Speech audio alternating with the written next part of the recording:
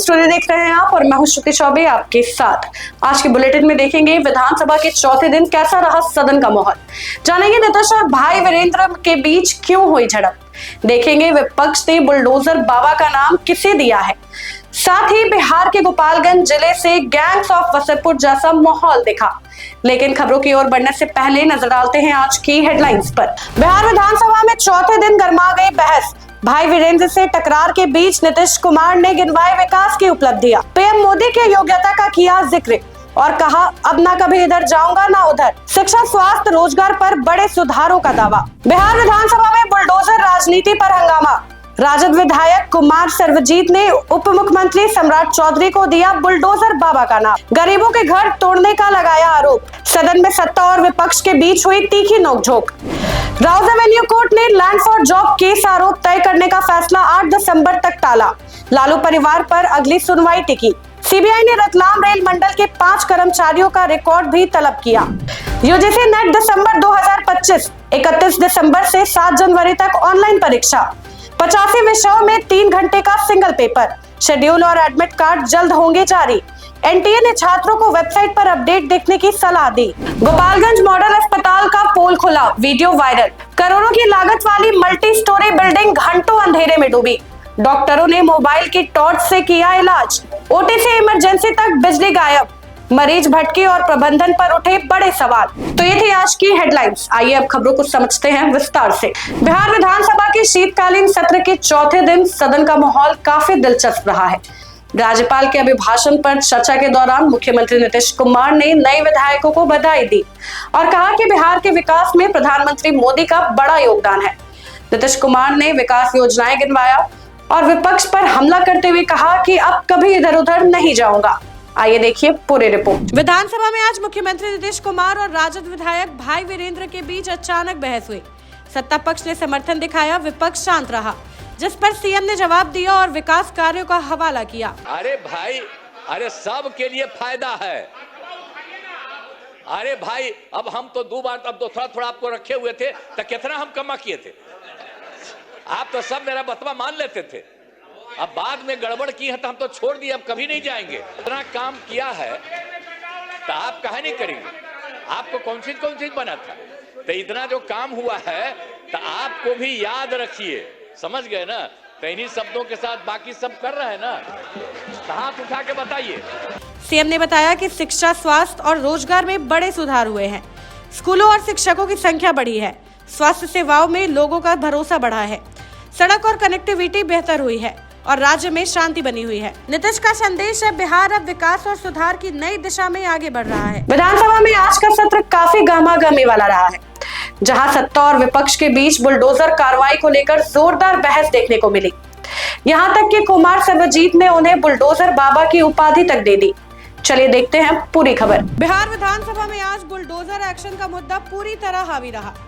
राजद विधायक कुमार सर्वजीत ने उप मुख्यमंत्री सम्राट चौधरी को बुलडोजर बाबा कहकर निशाना साधा। सर्वजीत का आरोप था कि सरकार नालंदा, बेगूसराय और पटना में गरीबों के घर तोड़ रही है और इसी वजह से लोगों ने सम्राट चौधरी को यह नाम दे दिया है। उन्होंने कहा, डिप्टी सीएम बने हैं तो गरीबों की झोपड़ियां तोड़कर अपना नाम मत कीजिए सम्राट जी। देख रहा हूं महोदय, अभी तक हम लोगों ने सुना था अध्यक्ष महोदय, जैसे आपके जब पुत्र की प्राप्ति हुई तो आपने बड़ी उमंग से, बड़ी खुशी से आप अपने बेटे का नाम रखा, उसी नाम से लोग पुकारते। हम अभी अखबारों में देखते हैं पत्रकार के साथ ही हमारे सम्राट भाई के पिताजी ने सम्राट नाम रखा और कितनी खुशी होती होगी कि मेरा बेटा का नाम एक राजा के स्वरूप है और पद भी मिला। अब पत्रकार के साथ ही कुछ न कुछ इनके साथ गड़बड़ कर रहे हैं। इनका नाम रख दिया बुलडोजर बाबा। हम पहली बार जाने हुजूर कि किसी बेटा का नाम आजकल पत्रकार भी रखने लगे। पहली बार देखा हमने। बाद में हमने कई पत्रकारों से पूछा महोदय कि मेरे मित्र कोई बुलडोजर बाबा काहे नाम रख रहे हैं। कहा, गरीबों की झोपड़ियां उजर रही है इसलिए उनको नाम बुलडोजर बाबा रख दिया।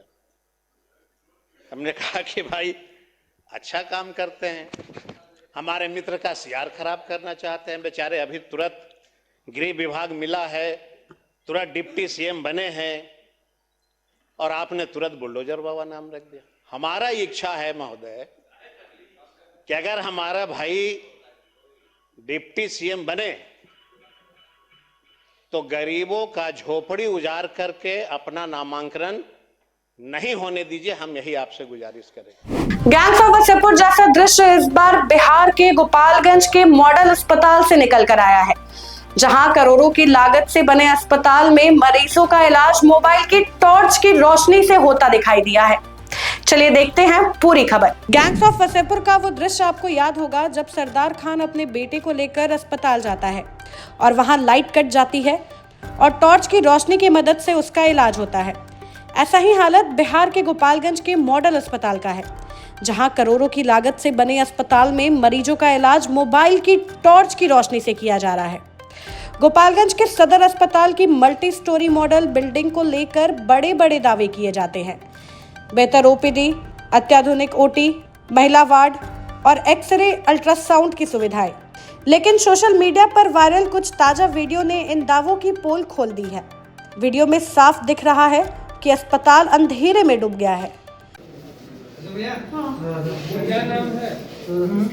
ना ओटी में रोशनी है, ना इमरजेंसी में और ना ही वार्ड में। डॉक्टर और नर्स मोबाइल की टॉर्च जलाकर मरीज का इलाज करने को मजबूर दिखाई दे रहे हैं।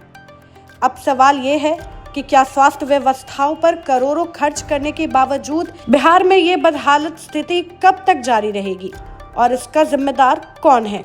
तो ये थी आज की बड़ी खबरें। बाकी की खबरों को देखते हैं फटाफट। पटना के पीरगंज में प्रशासन ने अवैध कब्जों पर बड़ी कार्रवाई की है। दुर्गा स्थान से चंदौस मोड़ तक कई अवैध निर्माण दहा दिए गए। वर्षों से चल रही जाम की समस्या से लोग परेशान थे, इसलिए कार्रवाई के बाद आम लोगों ने राहत जताई। अंचलाधिकारी मोहन कुमार ने कहा कि अवैध कब्जा हटाने की यह कार्रवाई आगे भी जारी रहेगी और दोबारा निर्माण करने वालों पर कानूनी कार्रवाई होगी। दिल्ली के राउज एवेन्यू कोर्ट में लैंड फॉर जॉब स्कैम में आरोप तय करने का फैसला आज होना था, लेकिन कोर्ट ने सुनवाई 8 दिसंबर तक टाल दी है। इस केस में लालू प्रसाद यादव परिवार के सदस्य और कई अन्य आरोपी हैं। उधर सीबीआई ने जांच के तहत रतलाम रेल मंडल के 5 कर्मचारियों का रिकॉर्ड भी तलब किया है, जिन पर नौकरी के बदले जमीन और भ्रष्टाचार से जुड़े आरोप की जांच चल रही है। सिवान के रघुनाथपुर थाना क्षेत्र में फुलवारिया मोड़ पर अपराधियों ने गोपी पटिया पंचायत के मुखिया राधा शाह की गोली मारकर हत्या कर दी है। घटना के बाद आक्रोशित लोगों ने सड़क जाम कर विरोध शुरू कर दिया।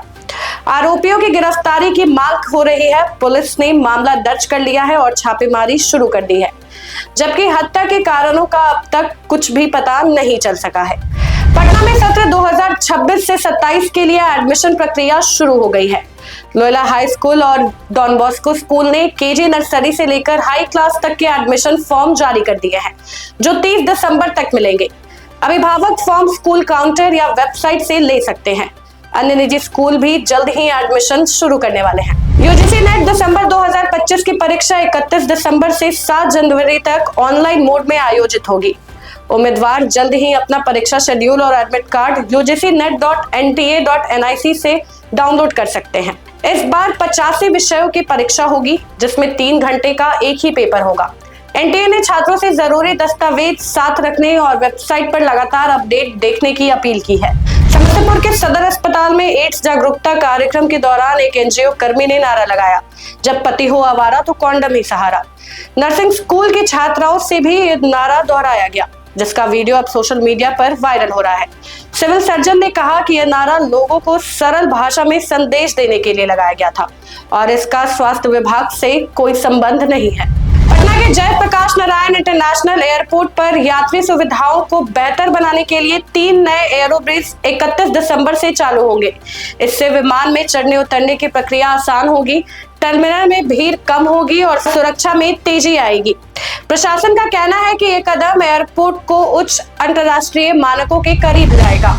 पटना के अटल पथ पर दिव्यांग और बुजुर्गों के लिए बनाया गया 10 करोड़ का लिफ्ट वाला फुटब्रिज उद्घाटन के बाद से बंद पड़ा हुआ है। दिव्यांग लोग सड़क पार करने के लिए ऑटो का सहारा लेने को मजबूर हैं। लिफ्ट शुरू ना होने से उनकी मुश्किलें बढ़ गई हैं। जबकि यह भारत का पहला लिफ्ट वाला फुटब्रिज बना था। जहानाबाद के ऊटा मोड़ के पास कार और ऑटो की हल्की टक्कर के बाद मामला मारपीट तक पहुंच गया। कार सवार ने ऑटो चालक पर लापरवाही का आरोप लगाकर पिटाई कर दी, जिसके बाद स्थानीय लोग भड़क गए और दोनों पक्ष भिड़ गए। हंगामे से पटना गया रोड पर थोड़ी देर जाम लगा रहा। हालांकि किसी ने पुलिस में शिकायत नहीं की, फिर भी पुलिस मामले की जांच कर रही है। बिहार में दिसंबर की शुरुआत से ठंड बढ़ गई है। कैमूर सबसे ठंडा जिला रहा, जबकि भागलपुर में न्यूनतम तापमान 8.4 दर्ज किया गया। पटना और कई अन्य जिलों में भी सुबह शाम कोहरा छाया रहा। मौसम विभाग के अनुसार अगले हफ्ते में तापमान में गिरावट और बढ़ेगी और तीसरे सप्ताह में कड़ाके की ठंड पड़ने की संभावना है। तो ये थी आज की बड़ी खबरें। बाकी ऐसे ही खबरों के लिए बने रहें बिहार न्यूज टुडे के साथ।